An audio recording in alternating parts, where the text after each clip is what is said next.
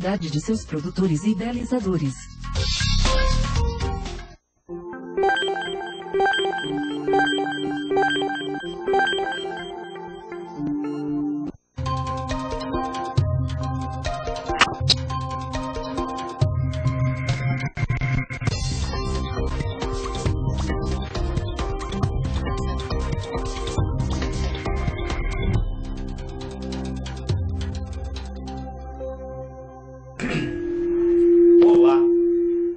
Aqui ao vivo nos estúdios da AllTV, mais uma edição do programa UrbanView, um olhar sobre as cidades. O programa que é uma produção da Urban Systems, tem a apresentação minha, Gilberto Brant, a participação da Sandra Lanza na produção e também no chat, já conversando com vocês aqui ao vivo. A gente vai conversar hoje, vai entrevistar hoje com mais uma convidada especial. Está aqui do meu lado a Sueli Terezinha Ramos e Schiffer. Como é que vai? Tudo bem? Tudo bem, e você, Gilberto? Tudo ótimo, muito bem-vindo ao nosso programa. Obrigado por aceitar o nosso convite, que a gente sabe que hoje em dia todo mundo tem uma agenda complicada aqui em São Paulo, principalmente esses grandes especialistas aqui sempre nos dão a honra de reservar um espacinho na agenda para vir aqui no UrbanView e trazer para você um conteúdo relevante de qualidade.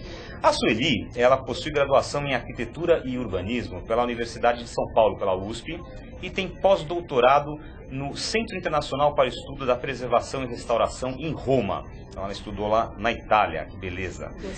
Atualmente ela é professora titular da Faculdade de Arquitetura e Urbanismo da USP, né? Está lá na FAUSP. E nós vamos falar hoje de São Paulo, a nossa querida São Paulo, a maior metrópole da América do Sul, Centro Econômico Nacional, com um poder de atratividade incrível para quem busca trabalhar, estudar e, por que não, até se divertir. E aqui em São Paulo, como já é de conhecimento mesmo de quem não mora nessa cidade, tudo é superlativo, né? Tanto das opções que a gente tem, que são muitas opções, mas também os problemas também que são muitos. Então, renda, trânsito, falta de segurança, né? Aí a gente tem uma disparidade entre diferentes regiões, diferentes bairros, né? E nessa edição aqui do UrbanView, a gente quer entender como é que se deu esse desenvolvimento urbano da capital paulista e as saídas possíveis para solucionar os problemas decorrentes desse desenvolvimento urbano. Às vezes eu e a Sandra aqui ficamos conversando, né? Hoje está um dia aqui, para quem está nos assistindo ao vivo e está em São Paulo, é mais um dia de chuva aqui, de chuva pesada em São Paulo, então o trânsito já fica aquela confusão toda e a gente fica olhando para isso e fala assim, mas será que São Paulo tem saída? Então a gente quer conversar hoje com a Sueli aqui para descobrir um pouco como é que a gente chegou nesse momento, como é que a gente chegou nesse caos, digamos assim, e o que ela tem como visão enquanto professora titular de arquitetura aí, na Faculdade de Arquitetura, para poder saber quais são os possíveis caminhos para a gente sair desse imbróglio aqui. Então a gente escolheu como nosso olhar da semana, que é o tema do programa de hoje, a seguinte frase: São Paulo, vocação para a grandeza ou para as mazelas, né? Na verdade, São Paulo é uma cidade interessante, porque é uma grande cidade, ela tem essa vocação, ela se tornou a maior metrópole da América Latina, mas parece também ter uma vocação muito grande para os problemas, para as mazelas. Então, a nossa convidada hoje vai falar sobre essa dualidade aqui. Então, a gente quer discutir, entre outros assuntos, como se deu o desenvolvimento urbano na capital paulista, qual o papel da globalização e dos poderes públicos público e privado na construção da nossa cidade, quais são as possíveis soluções para os problemas enfrentados hoje em dia. E a minha querida Sandra Lanza está aqui com você, tá já aguardando a participação de vocês. Sandra, tudo bem? Exatamente, tudo bem, Gilberto, como vai? Tudo jóia, e você? Bem-vindo, tudo ótimo, bem-vinda professora, também Sueli. E bom, como o Gilberto disse, hoje o programa muito interessante, a gente tem uma enquete muito legal para você participar. E tem muito a ver com tudo isso que o Gilberto comentou. A enquete para você responder hoje lá no site da Urban Systems, www.urbansystems.com.br. Morar na maior metrópole da América Latina, motivo de orgulho ou insatisfação? São 3 opções para você votar. Você pode votar em orgulho, insatisfação e bom por um lado, ruim pelo outro. Estou aguardando, então, a sua participação, que lá no finalzinho do programa a gente dá o resultado e a professora vai comentar aqui com a gente esse resultado da nossa enquete. E aguardo vocês também no nosso chat. Muito simples para você participar do nosso chat. Basta você que está nos assistindo via site da AllTV cadastrar seu e-mail, vai receber um login lá no seu e-mail direitinho, faz e você entra ao vivo aqui com a gente, participando com perguntas, comentários e tudo mais. É isso aí, o UrbanView é um programa interativo, ao vivo, então participa com as suas perguntas, participa votando na nossa enquete. No fim do programa, a Sueli vai comentar aqui, eu e ela, o resultado dessa enquete. Pois é, Gilberto, e olha, para começar, você já falou da chuva, o pessoal já está reclamando, a gente está falando de São Paulo, que é essa loucura, o pessoal já fala assim, meu Deus, Adriano Santos, que isso, São Paulo, que chuva é essa? O problema, se fosse só a chuva, seria bom, né? O problema são as consequências dos resultados da chuva, né? Para começar o nosso bate-papo, a nossa entrevista, a gente tem o nosso quadro De Olho na Frase, né? Eu e a Joana, aí, a gente na preparação para o programa, junto com a Sandra, a gente procura aí um texto, uma frase que tem a ver com o tema do nosso programa, com a nossa entrevistada. E a gente encontrou aí um trecho do texto, O Sul-Americano Calabar, que o escritor Oswald Andrade publicou na década de 1920, né? Então faz bastante tempo aí, mais de 90 anos para ser exato. Ele diz o seguinte, o Oswald Andrade: torcida indígena a favor de um imperialismo civilizador. Leitor pequeno burguês, não será você? No Brasil há duas correntes de opinião: os que acreditam que a guerra holandesa acabou e os que sabem perfeitamente que ela continua através de fundings, empréstimos e tomadas de poder por este ou aquele grupo calabarista. Então faz quase um século aí que o Oswald Andrade ironizou esse entusiasmo, né, paulistano, principalmente o entusiasmo das elites, em relação ao crescimento da nossa cidade, que, de acordo com ele, acontecia em função única e exclusivamente de investimentos e interesses privados. O que você acha? Sabe? Tinha razão o Oswald Andrade nessa ironia dele? Eu acho que não. Não? De fato, a questão se coloca em outro patamar, né? Existem duas correntes em relação à economia brasileira que vai refletir, obviamente, nas cidades. Uma que achava e acha, né, no caso achava no nosso texto apresentado, que tudo que acontece nessa cidade ou nesse país tem influência externa, né, que na verdade são condições impostas ao Brasil e que nós acabamos aceitando e por isso nós temos tantas mazelas. Na verdade, dentro dos meus estudos e o grupo que nós sempre trabalhamos, a questão das cidades e principalmente a relação com a economia, nós acreditamos que não é assim, que na verdade esses interesses externos, eles são plenamente aceitados aqui dentro do Brasil. Na verdade, nós seguimos os ditames da nossa sociedade, né? A gente pode dizer que seja uma sociedade de elite, no sentido que poucos aceitam e poucos concordam, e nessa sociedade de elite, obviamente, estão os poderes econômicos e políticos, principalmente, né? Aliados. Então, na verdade, não são nem os holandeses, nem os franceses, nem outras imperialismos externos que nós podemos escolher durante a história, mas sim são interesses que de alguma forma se juntam, né? Aqueles da nossa elite governante e aqueles do mundo em cada período. Mas São Paulo foi uma cidade que ela sempre cresceu seguindo modelos, né? Eu obviamente não sou arquiteto, estou aqui para saber justamente da cidade, mas assim, seguiu modelos de arquitetura francesa, no centro da cidade, por exemplo, tem muita coisa dela. Depois houve uma influência americana, você tem companhias estrangeiras como a Companhia City que urbanizaram bairros aí como Higienópolis, Cidade Jardim. Quer dizer, existe realmente essa inter-relação existe, né? Quer dizer, existem modelos, existem épocas que representam valores, né? Por exemplo, atualmente podemos ver todos os prédios que, se você fotografar Berrini, algumas partes da Marginal Pinheiros, só aquele pedaço, você não vai poder dizer em que país você está.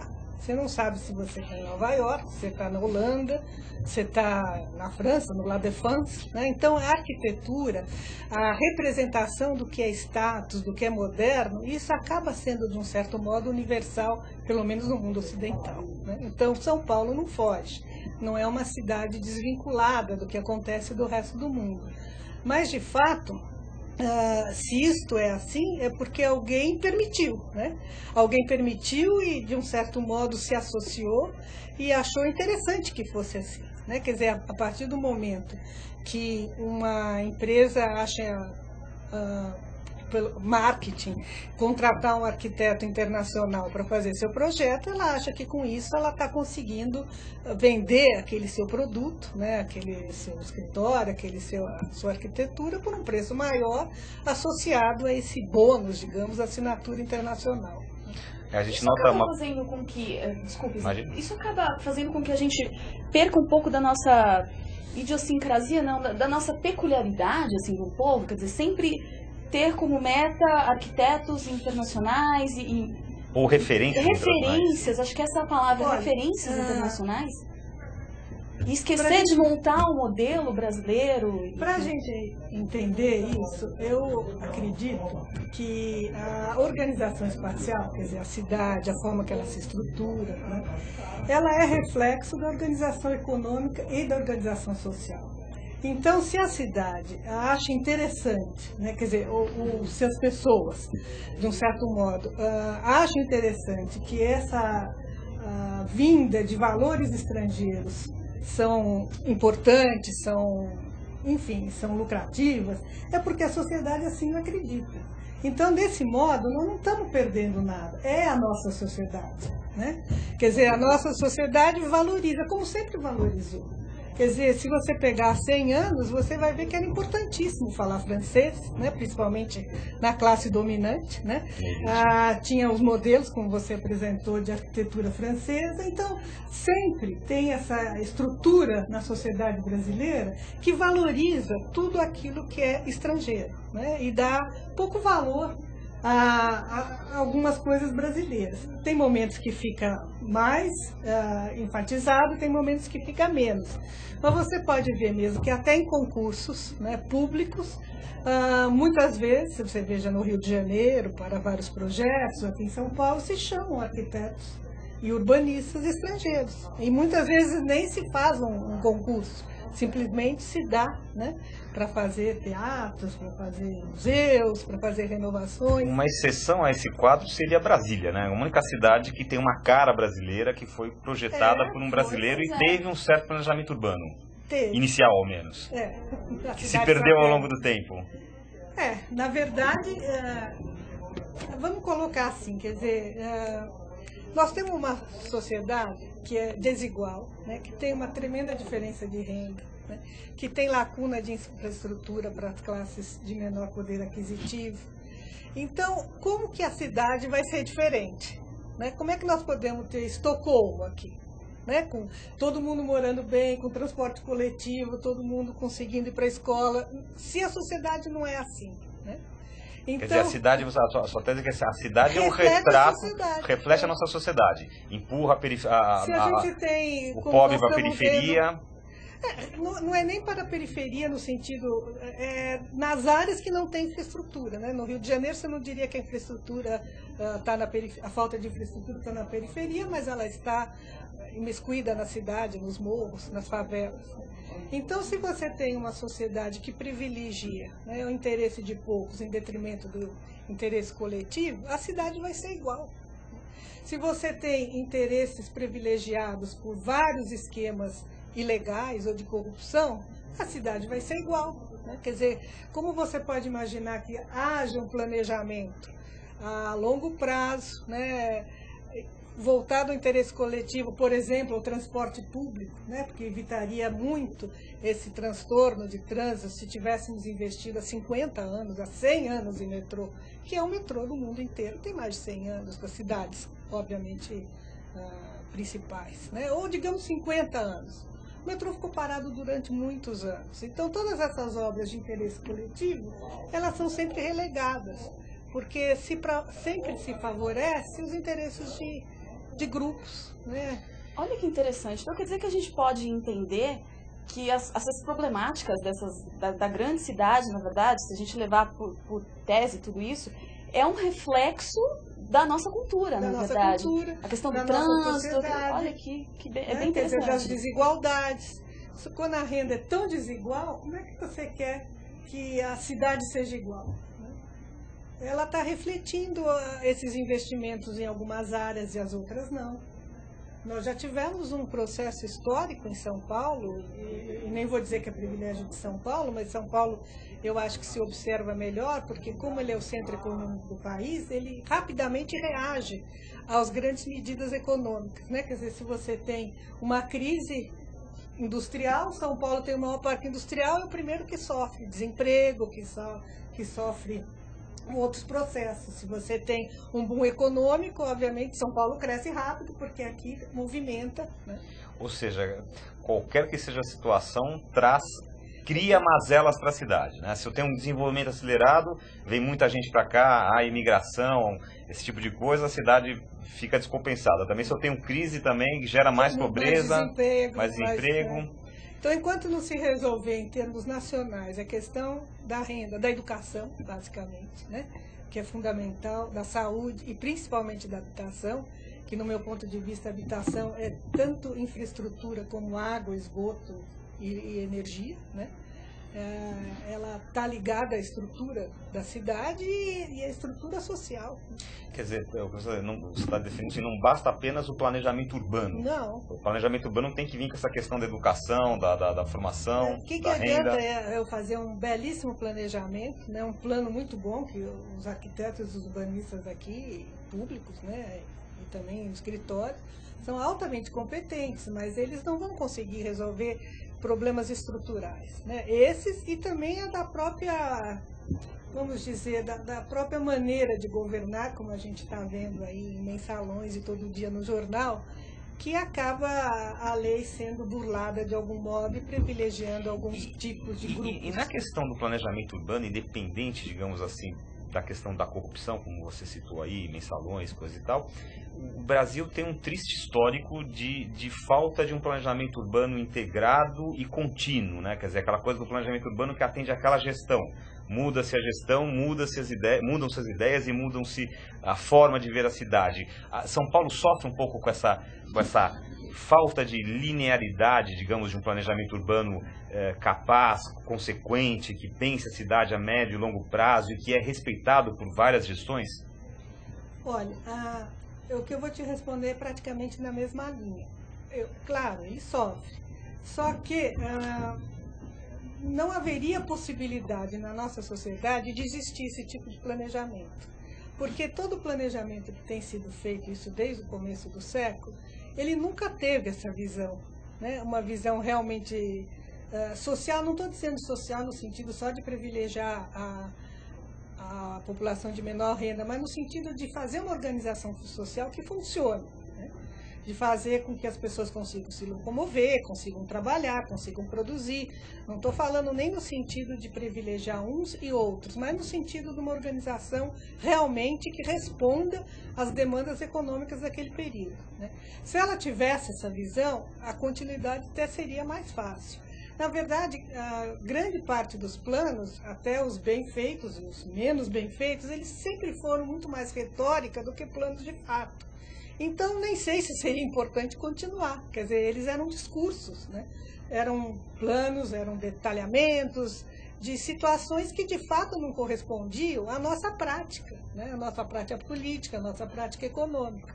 Então, até para termos esse planejamento, né, a longo prazo, que seja seguido, ele tem que ter uma contrapartida da realidade nacional e de São Paulo, né? Você também teria que haver uma integração maior entre as esferas também municipal, estadual e federal, também para que as cidades crescessem de uma maneira mais... Claro, porque grande parte das leis, elas têm que vir do federal, né? Por exemplo, a habitação de baixa renda. Então, não adianta ter um programa Minha Casa Minha Vida, que na verdade, todos os estudos feitos, 90% quase da demanda da habitação é para a população até 3 salários mínimos. E o programa atende 14% dessa demanda. Então, tem um gap muito grande. Muito aí. grande. E não dá para você ter programas que são necessariamente nacionais, né, em termos municipais ou até estaduais. Aliás, pegando esse exemplo do programa Minha Casa Minha Vida, né? Alguns arquitetos já passaram aqui pelo Banville, né? Quase que eu diria que, sem exceção, todos com críticas desse tipo de programa, principalmente do ponto de vista da arquitetura, do ponto de vista da criação de centralidades, que a pessoa possa ter comércio, trabalho, moradia próximo, quer dizer, não estão dentro de um contexto de novas centralidades. Qual a tua visão, qual a tua crítica positiva ou negativa para um programa como esse, Minha Casa Minha Vida? Olha, eu acho que a inserção urbana, obviamente, ela é importante, mas a inserção urbana depende de transporte, né?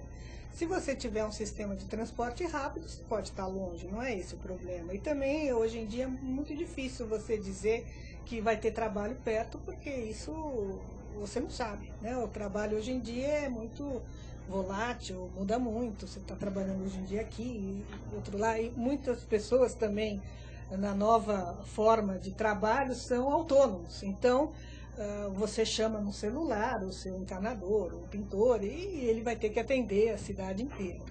Mas eu acho que, basicamente, se teria que resolver a questão da habitação de baixa renda, né? Então, se as pessoas não têm uma moradia adequada, é muito difícil até você exigir que eles se sentem cidadãos de uma cidade, que eles participem, que eles não sujem a rua, que eles não pichem, que não façam vandalismo, né? Pra você ter uma ideia, nós fizemos um estudo junto com o Núcleo de Estudos da Violência e descobrimos que o maior índice de violência estava em locais, em bairros, nos quais a habitação tinha muitas pessoas no mesmo cômodo.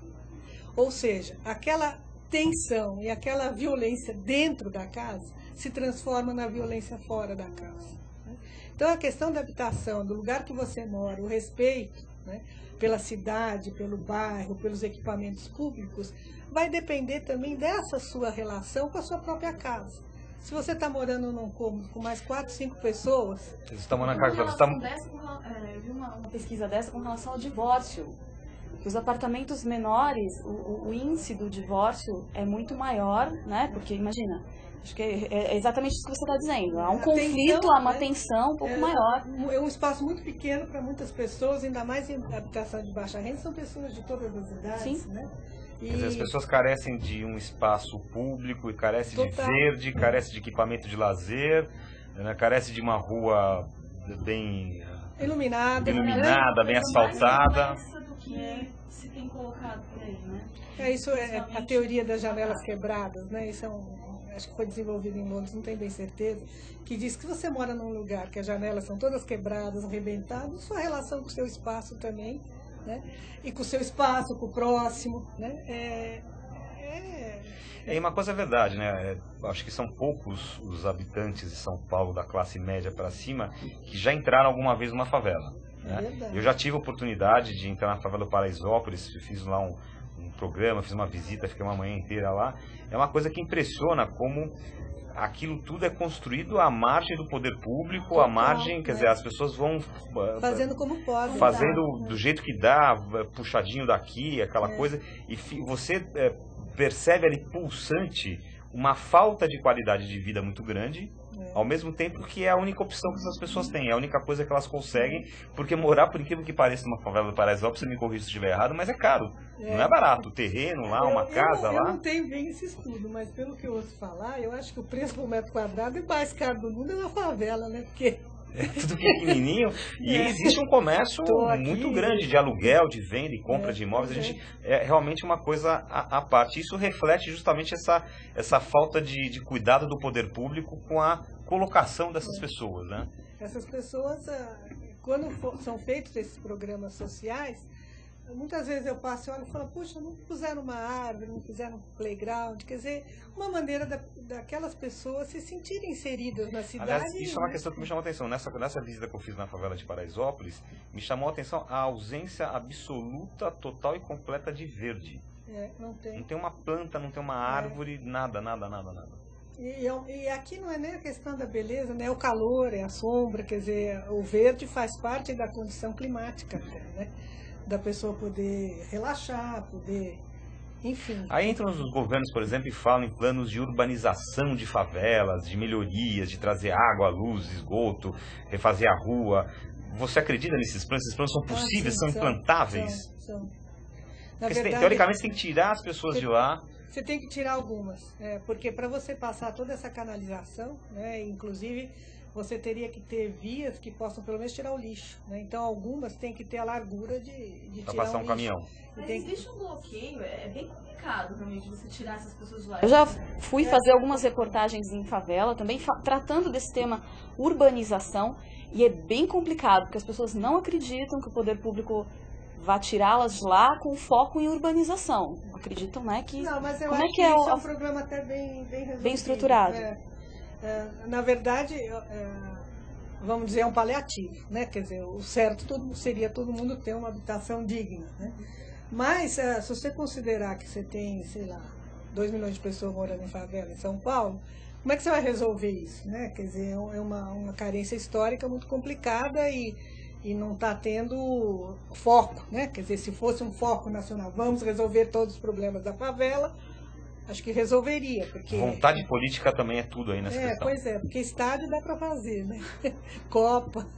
Quando se quer, né? Quando se quer, tudo é possível. Olimpíada, mas agora, enfim... Sueli, vamos falar, só para a gente ter um contraponto, digamos, vamos falar um pouquinho de fora do Brasil, né? Então nós estamos falando assim, São Paulo, nós estamos falando das mazelas, né? Mais dos mazelas, né? E dos potenciais, né? Obviamente,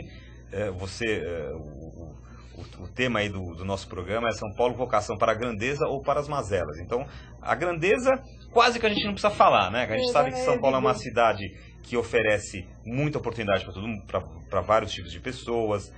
São Paulo tem uma das melhores estruturas hospitalares do país, ainda que caótica, confusa, mas vem gente do Brasil inteiro para ser atendido num hospital das clínicas. São Paulo tem boas universidades, São Paulo tem indústria, São Paulo tem um comércio desenvolvido, São Paulo tem Copa do Mundo, tem Fórmula 1, enfim, eventos de lazer, de turismo. Serviços avançados. Serviços avançadíssimos, bancos todos do mundo estão aqui. Então, essa parte da grandeza é coisa que a gente não precisa falar. Então, obviamente, a gente vai se concentrar um pouquinho mais nas mazelas. E aí eu queria um paralelo com as grandes megalópolis mundiais. São Paulo hoje é o que? A terceira, quarta maior cidade do mundo? Acho que sim. Por aí, né? Então a gente tem aí as 10 maiores cidades do mundo. São Paulo está ali em quarto, quinto ou sexto lugar, não me recordo agora, mas está entre as 10 maiores cidades do mundo. Então, eu pergunto para a Sueli, com a experiência que ela tem enquanto professora da FAO, como é que ela vê esses problemas das grandes megalópolis? Tem muitas semelhanças ou existe um abismo entre Europa, Estados Unidos e América Latina ou África? Por exemplo, a gente está acostumado a ver, me ocorre assim, a gente está acostumado a ver aquelas fotos de Paris, né? Lindas, aquela cidade bonita, toda em estilo clássico, neoclássico, enfim, aquelas obras de arquitetura maravilhosas, não sei o quê. Mas quando você desembarca no aeroporto e vai para Paris, você passa por quilômetros e quilômetros de uma periferia, digamos, de uma grande cidade, que tem condomínios residenciais, tem indústria, tem prédio comercial, que não tem, obviamente, nenhuma identidade arquitetônica com aquela Paris que a gente conhece É isso? Não, simplesmente não tem identidade arquitetônica com aquela Paris que você conhece enquanto cidade turística. Então, voltando à minha pergunta, é o seguinte, como é que você vê essas diferenças? Existem muitas diferenças ou existem mais convergência entre essas megalópolis? Pois é, eu acho que a divergência fundamental é no tipo de sociedade, né? Quer dizer, mesmo se você pegar Paris, essas pessoas têm um mínimo, né? Quer dizer, você não tem favelas, você não tem miséria, todo mundo tem escola, tem saúde, não vou dizer que tudo funciona 100%, mas aí a sociedade é muito menos desigual, né? Quer dizer, não existe as condições de uma favela. Agora, se você pegar outros países, por exemplo, na Índia, né, de terceiro mundo, vamos pôr isso entre aspas, as condições podem ser até piores do que as brasileiras. Mesma coisa, você chega numa cidade indiana, tem de repente um centro maravilhoso com prédios corporativos Claro, de última geração, bairros maravilhosos e favelas tenebrosas. Como a sociedade vê essa favela? Porque, assim, por exemplo, no Chile, que é um país um pouco mais desenvolvido em alguns aspectos que eles têm vergonha da favela. Quer dizer, você passa na frente e eles têm um outdoor aberto. Olha aqui, isso é uma vergonha pra gente ter. E aqui, hoje em dia, eu não sei, eu posso estar errada, mas parece que é uma coisa comum já a gente ter favela, né? Quer dizer, não é legal, não é uma coisa comum. A gente não pode enxergar isso como correto. Foi meio assumido que faz parte da vida. Exatamente. Né? Não existe uma luta no sentido social de você falar, não, vamos acabar com essas condições. Até o cinema, não tem cine e aí favela, naquela né? questão Pra que você falou vangloriar da isso. cultura, né? A cultura do brasileiro. Acabou absorvendo o Brasil essa tem essa periferia. cultura de tolera a corrupção. Tudo igual. Os serviços não funcionam, tá bom, não tem problema, né? Se eu não consigo ser atendido pelo setor público, eu não vou reclamar, eu vou tentar fazer um plano de saúde, né? E a favela tá ali, tá aumentando, e a pessoa vê isso como natural, porque não tem... Quer dizer, existe o fator cultural, é muito grande. Existe. Eu acho que sim. Eu acho que faz muito tempo que nós não temos mobilização social de fato, né? Discutir um exemplo. O exemplo foi o Direto a Já, e olhe lá. Eu acho que sim, né? Quer dizer, uma mobilização de luta mesmo por melhores condições, porque você estava perguntando das grandezas e das mazelas. Nesses estudos que nós fizemos sobre São Paulo, também se acredita que as próprias grandezas, elas podem ser limitadas pelas mazelas. Se começar a ter uma violência absurda, se começar a ter dificuldade de transportes inaceitáveis, né? Quer dizer, mesmo um diretor de empresa, um funcionário, não pode demorar 3 horas para ir, 3 para voltar. Né? Ou seja, a grandeza econômica pode parar se você não resolver a mazela. É verdade, quer dizer, se você não resolve o todo, você também limita o próprio crescimento. Por exemplo, se começar a não ter energia, não ter toda hora blackout, as empresas acabam indo embora, né? Empresas, sedes de banco, sede de indústria, quer dizer, toda a gente já vê, na verdade, uma grande movimentação industrial no sentido de ir para o interior do estado de São Paulo, para Paraná, para outros estados, né? Você já está vendo essa movimentação em busca de... Mas essa é normal, né? Porque a questão da indústria, ela é basicamente a questão igual ao que foi a agricultura. O Brasil, nos anos 50, o maior número de empregos era na agricultura. A partir de 1950 é que começou a ser o maior número de empregos industrial. E a agricultura hoje, por exemplo, no estado de São Paulo, 7% da população empregada trabalha na agricultura. E a indústria tende para o mesmo caminho, né? Então, essa questão das indústrias saírem, eu acho que é uma questão um pouco mal explicada, né? É normal que as indústrias saiam das grandes cidades, e é normal também que o número de empregos na indústria diminua a cada ano, porque ela está, como na agricultura, se industrializando, mecanizando, automatizando. Todos, e também terciarizando, quer dizer, uma série de empregos que antes, por exemplo, uma advocacia que antes era dentro da indústria, o setor de alimentação, agora é tudo terciarizado e são serviços, né? Então, a tendência a uma economia terciária e não mais industrial, isso é universal e vai atingir basicamente as cidades mais industriais. Eu acho que o que falta realmente é pensar, inclusive em termos de impostos e taxas, uma sociedade terciária e não uma sociedade industrial. Nem extrativista. Pois é, como é que nós vamos, por exemplo, taxar todos esses autônomos, né? E está tudo muito confuso, né? Se você pegar, por exemplo, o cadastro de empregos do Ministério da Economia, você vai ver que a indústria ela tem, acho que, sei lá, 100 itens de especificação de indústria. De serviços é mínimo. Quer dizer, a sociedade, e eu acho que isso é internacional, ainda não se acostumou ou não parou para pensar que essa transformação tem efeitos fiscais importantes, não só fiscais, mas também na organização da cidade, né? Quer dizer, se as pessoas passam a ser autônomos e não têm mais um emprego fixo, os deslocamentos são mais importantes, né? Apesar de se acreditar até um certo ponto que não, todo mundo ia trabalhar em casa pelo seu computador, isso eu acho que tem a sua limitação, né? Quer dizer, aquela história que a legislação sempre vem a reboque das mudanças sociais, mas as mudanças sociais, econômicas, estão acontecendo de uma forma tão rápida que esse arreboque começou a ficar um reboque bem lá para trás, né? Tem que resgatar. Tem que resgatar, né? Legal, a gente está no Urban View de hoje aqui, conversando com Sueli Terezinha Ramos e Schiffer, professora da Faculdade de Arquitetura e Urbanismo da USP e especialista em planejamento urbano e regional. E eu quero saber de você que está nos assistindo ao vivo, já mandou sua pergunta para a Sandra Lanza? Participa do programa, manda suas questões, isso aqui são coisas que impactam diretamente a vida de todos nós. E vote também na nossa enquete, no nosso site, né? Exatamente, lembrando a enquete de hoje. Então, morar na maior metrópole da América Latina é motivo de orgulho ou insatisfação? Você pode votar em orgulho, insatisfação ou bom por um lado e ruim pelo outro.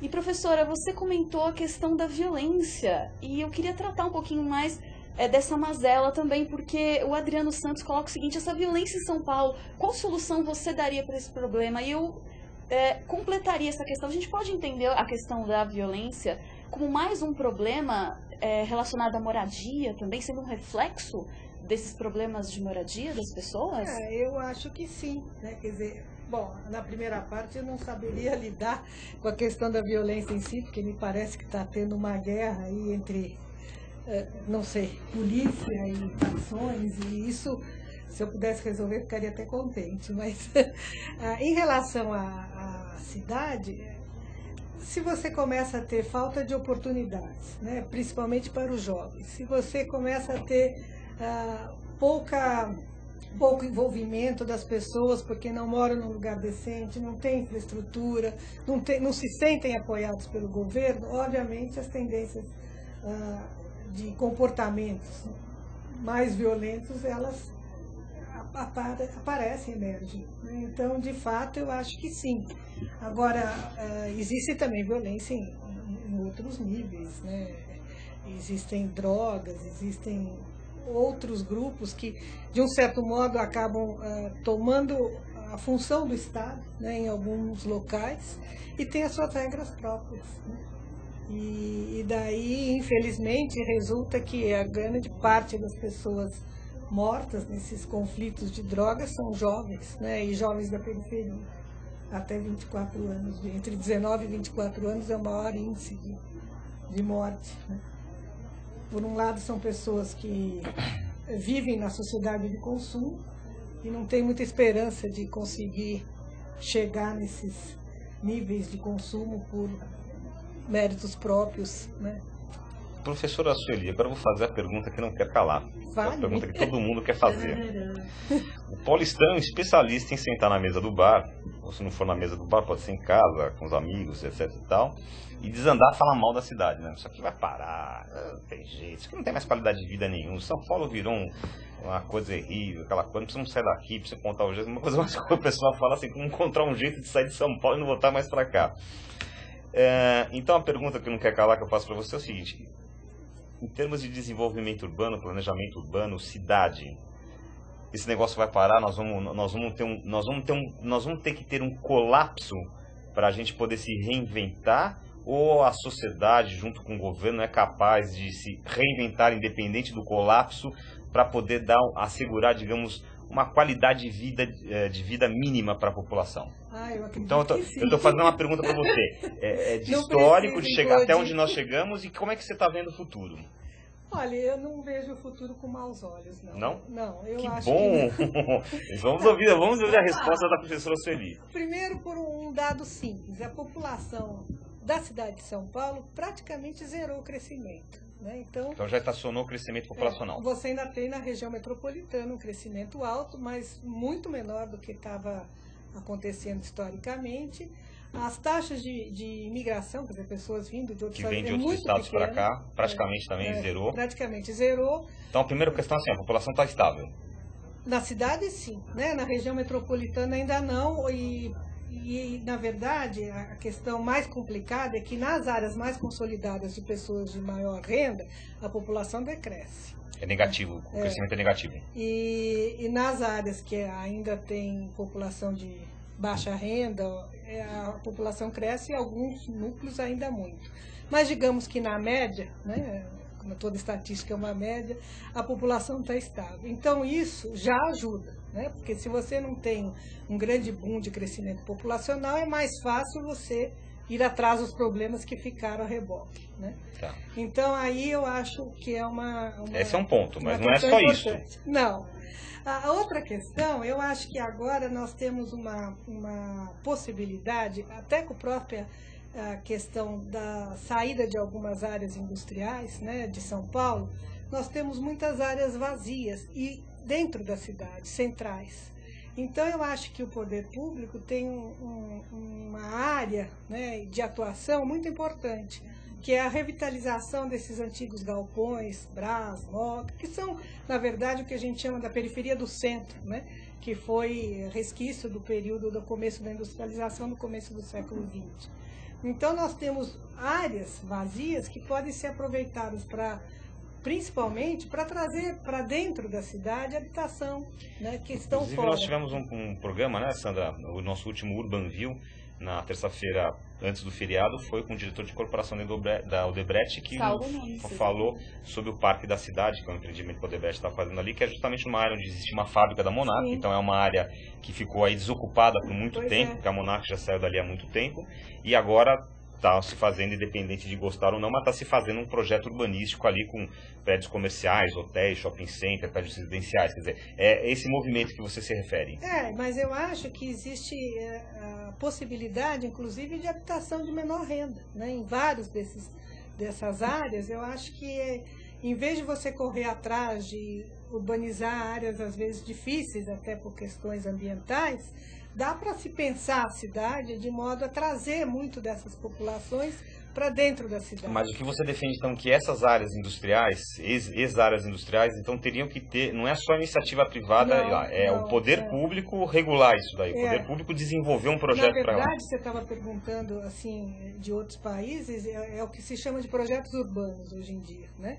De pegar essas áreas que muitas vezes são áreas privadas e ter todo um programa de incentivo público, numa junção de interesses e de programa em comum, para que elas sejam revitalizadas com funções específicas. Em Paris se faz muito disso, né? O Paris Rive Gauche é uma área enorme que foi revitalizada, que tem universidade, tem habitação, tem escritórios. E isso dentro de uma cidade que teoricamente é consolidada, né? Então, eu acho que isso é muito importante. Eu acho que isso, em termos de estrutura urbana, de organização espacial, está aberto um caminho importante para se reorganizar a cidade e poder fazer com que as condições sejam melhores, até porque são áreas que, de algum modo, já estão inseridas na estrutura urbana. Muito bem. Sandra, temos perguntas? Pois é, na verdade, uma dúvida que eu tenho, que eu nem sei, na verdade, professora, se tem resposta. Mas assim, como o Gilberto disse, muito se tem reclamado das cidades, né? Puxa vida, São Paulo não dá, e as pessoas continuam vivendo nessa megalópole dessa maneira maluca. Como é que esse cidadão pode contribuir para essa cidade, quer dizer, para essa cidade prosperar? Como é que, porque às vezes as pessoas até querem contribuir de alguma maneira, mas elas não sabem como. Quer dizer, além de votar, que a gente já sabe votar direito, e participar da reunião do condomínio, quer dizer, aquelas pequenas coisinhas, como é que esse cidadão ajuda essa cidade a funcionar e a gente ir para frente? Pois é, você sabe, quando você falou em pequenas coisinhas, eu acho que na verdade esse é o ponto mais importante, né? Eu me lembro de tempos, quando eu era criança, que a cidade era muito suja, pelo menos as áreas mais centrais. Hoje em dia elas não são sujas, né, do jeito que eram. É uma cidade relativamente limpa, não estou dizendo, obviamente, sim, um exemplo da periferia. Mas, enfim, se cada um, sabe, começasse a não estacionar em área proibida, não jogasse coisas sujas na rua, conservasse as suas fachadas, sua calçada, plantasse uma árvore. São pequenos gestos que individualmente eu acho que as pessoas podem contribuir, que a cidade fica melhor. Você imagina se você pega uma rua que está toda arborizada, com uma calçada bem feita, o seu prazer de chegar em casa é diferente, né? E reclamar da cidade, eu acho que as pessoas têm razão em termos de drenagem, é uma questão, né? Não tira, eu também mas, reclamo. Não, eu sei, eu também, né? Em alguns dias, nossa, esse trânsito.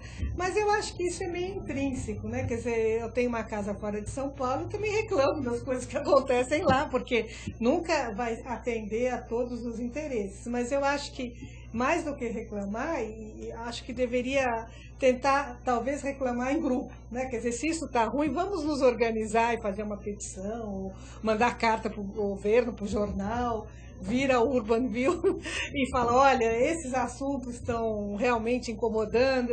E, como você mesmo mencionou, né, essa prática da reclamação sistemática e oficial, nós poderíamos desenvolver para ajudar um pouco mais a cidade, né? Eu acho que nós devíamos aproveitar um pouco o exemplo do Rio de Janeiro, que com muitos discursos e, de fato, poucas práticas até o momento, as pessoas estão se sentindo na cidade mais maravilhosa ainda do que maravilhosa. Não é? E, de fato, poucas coisas aconteceram para mudar o Rio de Janeiro para tanto civismo, né? Mas talvez a gente pudesse aproveitar esse exemplo e também valorizar as coisas que acontecem em São Paulo. Você vê, acontecem muitas coisas boas. Cada show que tem no Parque do Ibirapuera, 1 milhão de pessoas, mesmo exposições, né? Existem filas de pessoas, existem cinemas maravilhosos, existem alguns lugares que realmente dá prazer de ir. Agora teria que diversificar, né? Ter parques maravilhosos na prefeitura, talvez algumas da prefeitura, desculpe, na periferia, expandir, né, essa questão cultural para outras áreas, que eu acho que a receptividade é muito boa. Né? Então, por exemplo, se as pessoas reclamassem, quem sabe, né? Quer dizer, então, que na tua visão, então, a gente não vai viver um colapso, a gente vai conseguir se reinventar. Eu acho que já passou o tempo do colapso. No grande boom de crescimento populacional até meados dos anos 70. Ali foi, o governo municipal hoje, em parceria com o estadual e federal, tem condições de ir aos poucos e melhorando essa qualidade de vida na cidade. Acho que sim. Seja com mais transporte urbano, com urbanização de favelas. O metrô está andando, ali as linhas de trem, né? Isso, a mobilidade é muito importante numa cidade desse porte. É fundamental. Ciclovias, é interessante, né? Um pouco mais de segurança. Tudo bem, a Sueli me deixou um pouco mais animada para sair daqui e pegar o trânsito antes de voltar para continuar o trabalho. Agora, Sueli, a gente está vendo aqui que você desenvolveu 2 projetos de pesquisa sobre a cidade de São Paulo, né, lá na faculdade. Então, a gente queria conversar um pouquinho sobre eles e vamos começar com um trabalho que você intitulou São Paulo, Globalização da Economia e Estrutura Urbana. Conta pra gente quais eram os objetivos, como é que foi a metodologia. Esse trabalho ele começou em 98 e nós fizemos uma associação com a Columbia University de Nova York para tentar entender, com base naquele livro da Saskia Sassen, que era Cidades Globais, né, que ela indicava como cidades globais Tóquio, Londres e Nova York, como seriam essas cidades globais, mas não as principais no mundo. Quer dizer, São Paulo estaria inserida entre as cidades globais? Esse era nosso mote de questão inicial. E nós fizemos um grupo dentro da FAO, né, dentro do nosso núcleo de pesquisa, que durou 15 anos, esse núcleo, e convidamos professores da economia, da geografia, da politécnica, e começamos a estudar realmente o que era São Paulo e como São Paulo se inseria nessa tal rede de cidades globais. E foi aí que nós levantamos um banco de dados enorme, né? Na época nós fizemos todo o georreferenciamento, quer dizer, todas as informações que nós tínhamos, nós tratamos em mapas, né?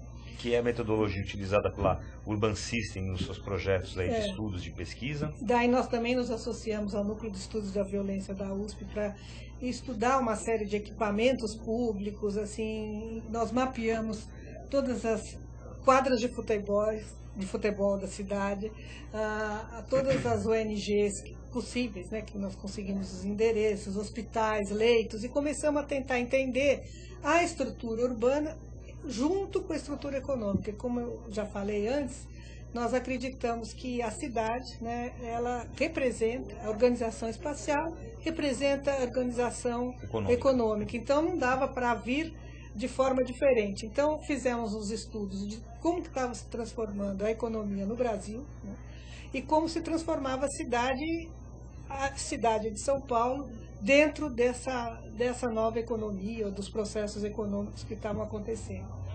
Muitos dos dados nós não conseguimos para a região metropolitana, porque, por exemplo, o cadastro de IPTU, para saber aonde foram construídos prédios, escritórios, residências, você só consegue realmente para a cidade de São Paulo e algumas outras. Mas a maioria das questões deu para conseguir, e nós fizemos esses estudos durante 4 anos e chegamos basicamente às conclusões que eu estou aqui passando para você, né? Quer dizer, São Paulo é uma cidade global hoje? São Paulo pode ser caracterizada como uma cidade global? De fato, quer dizer, nós fizemos um levantamento de todas as sedes das empresas desde os anos 60 e ela passa a concentrar empresas e bancos internacionais, né, não nacionais. Ela concentra de uma forma assim, violenta a partir dos anos 80, e inclusive trazendo da América Latina, né, quer dizer, empresas que antigamente tinham sede, por exemplo, em Buenos Aires, passam a ter sede em São Paulo. E mesmo de outras regiões do Brasil, você tinha fábricas em Minas Gerais, Porto Alegre, mas as sedes passavam a ser. Na verdade, você passa a ser uma cidade global quando você tem o controle do capital, não é a produção dos produtos, né? E bancos e financeiras era quase 90%. Vídeo dos Estados Unidos que produzem quase tudo na China ou Pois no é, Vietnã. você pega, por exemplo, Nova York ou Londres, não são cidades industriais, são cidades de controle de capital, né? Bolsa. Então, esse estudo foi feito e foi feito também, obviamente, estudo, como vocês chamam, das mazelas, né? Quer dizer, como que fica a população da baixa renda, como que eles cresceram, onde se localizaram, enfim. Foi feita toda uma evolução da cidade, junto com a evolução da economia nacional. Maravilha, para você que está chegando agora há pouco aqui no Banview, a gente está conversando hoje com a Sueli Terezinha Ramos Schiffer, professora da Faculdade de Arquitetura e Urbanismo da USP e especialista em planejamento urbano e regional. Como o nosso programa está chegando já um pouco no final, Sueli, vamos falar desse segundo estudo, né? Que é a pesquisa Projetos Urbanos e Desenvolvimento Local, Financiamento e Gestão. Tinha uma relação com essa primeira pesquisa? Era uma continuidade? Não, na verdade ela não foi bem uma continuidade, mas foi uma decorrência, no sentido de que eu já mencionei que nós detectamos nesses estudos que existem todas essas áreas vazias por conta de indústrias que saíram ou de ocupações de atividades que não estão mais ocorrendo, né?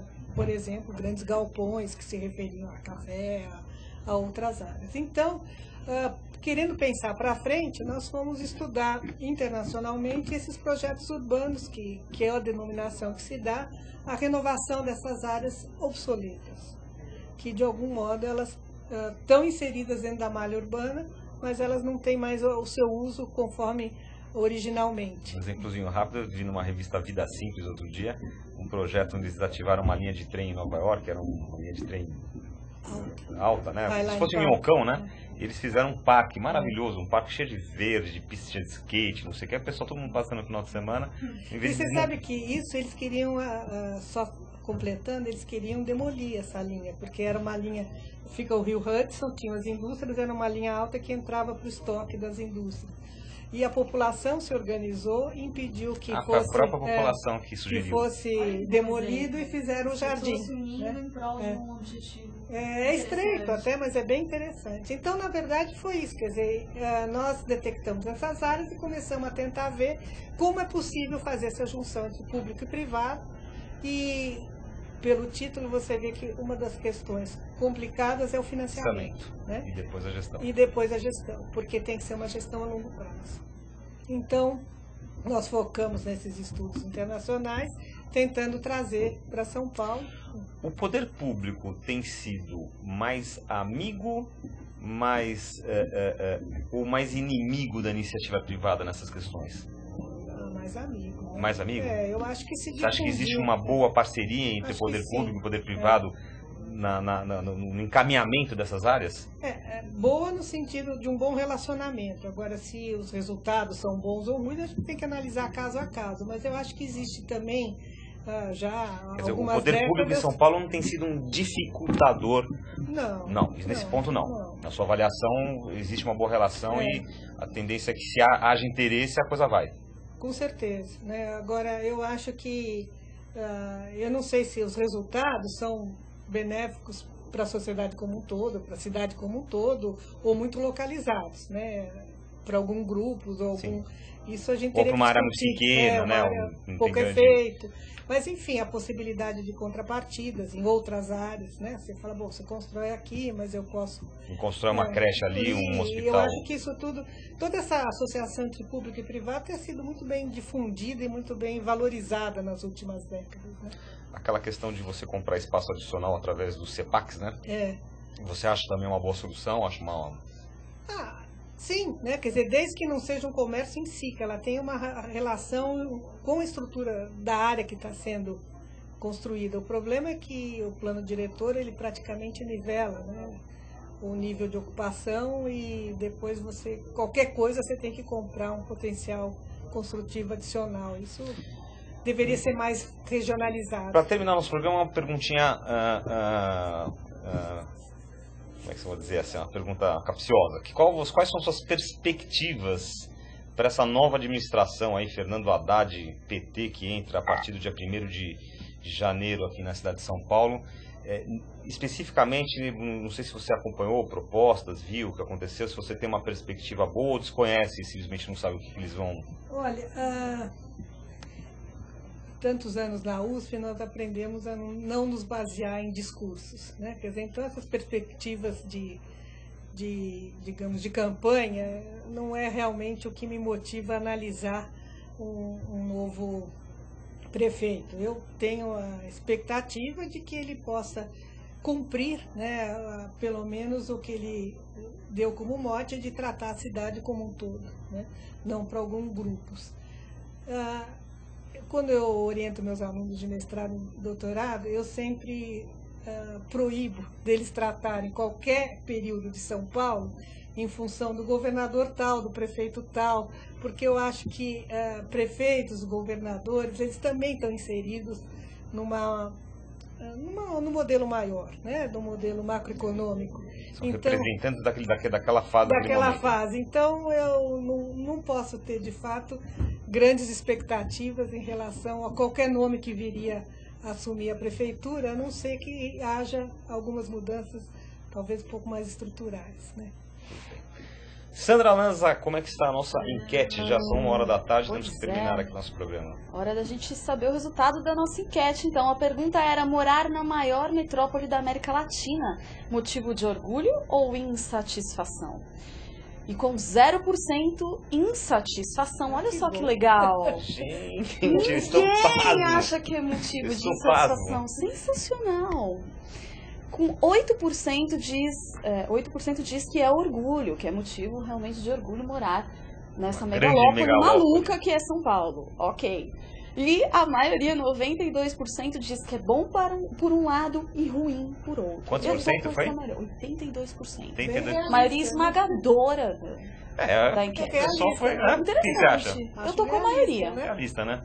Realmente tem seu lado, tudo tem seu lado bom e seu lado ruim, né? Tem muitas coisas boas, mas tem muitas coisas que precisam realmente mudar. Muito bem. Sueli, se alguém que estiver nos assistindo quiser mais informações sobre o seu trabalho, o trabalho que a tua equipe desenvolve lá na FAUSP, nesses estudos de planejamento urbano, você tem alguma coisa, algum endereço de e-mail, de web?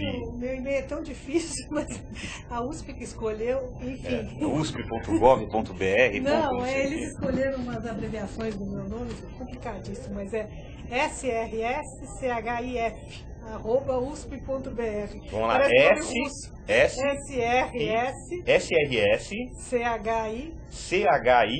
de farinha. F de farinha.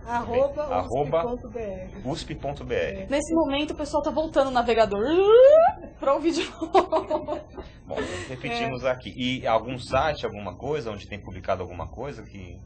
Na verdade, eu até tenho um site dentro da USP, né, em www.usp.br/FAO, daí você entra em docentes. Aí pesquisa seu nome e vai achar os trabalhos relacionados a você.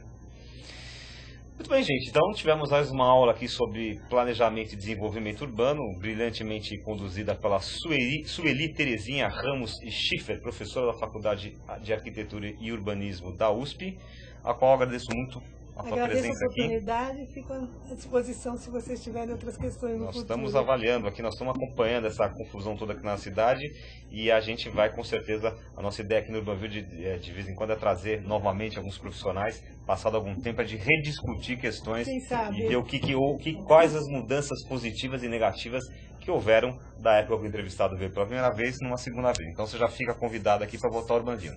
Sandra. Obrigada, professora, por ter se deslocado até aqui, né, os nossos estúdios aqui da UTV, por ter trazido seu conhecimento, foi muito legal. Parabéns, viu, pelo trabalho. Obrigada, Gilberto. Obrigada a você que participou com a gente. Esse programa um pouco mais colorido também participou aqui com a gente. Adriano Santos aqui mandou algumas questões. E até a semana que vem com mais um super programa Urbanville. Não é isso, Gilberto? Quem quiser ver novamente esse ou outro programa, acesse o nosso site www.urbansystems.com.br ou o nosso canal no YouTube, que é youtube.com/urbansystems.